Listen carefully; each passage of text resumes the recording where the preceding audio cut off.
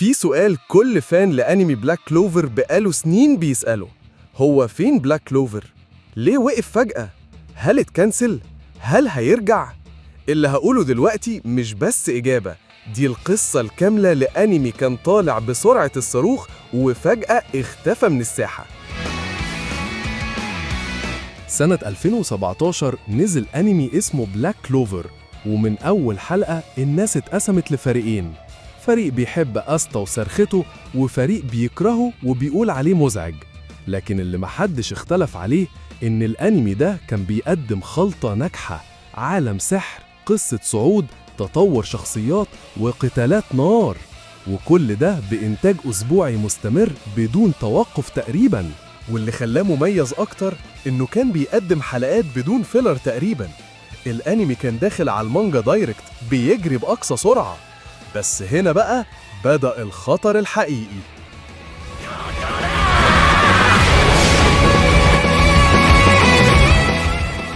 كل ما الأنمي يكمل كل ما بيقرب أكتر من المانجا، لدرجة إنه في 2021 كان بقى حرفياً على بعد كام فصل من آخر شابتر نزل.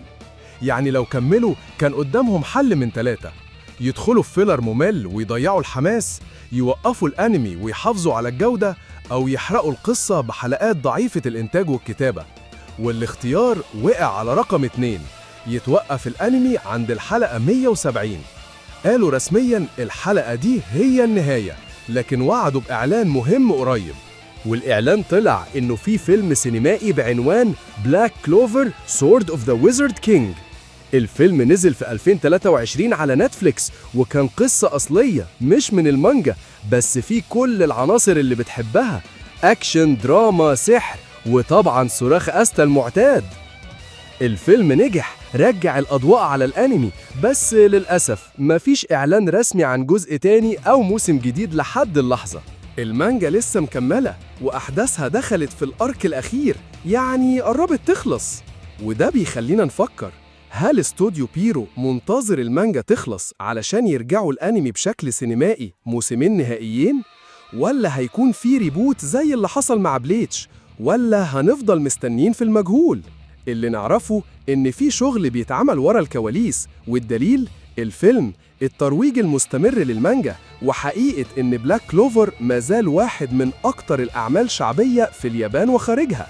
يعني نقدر نقول إن بلاك كلوفر مرحش، هو بس واقف على جنب بيجمع قواه وهيفاجئنا في الوقت المناسب.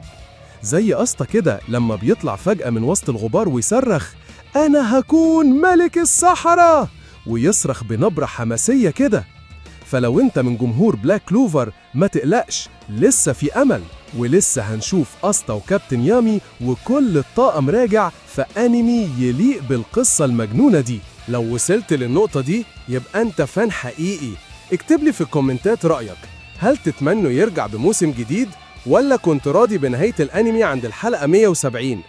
ما تنساش اللايك والاشتراك لو بتحب الأنمي، وسيبها عليا، أول ما يرجع بلاك كلوفر هكون أول واحد يقولك سلام، بيس.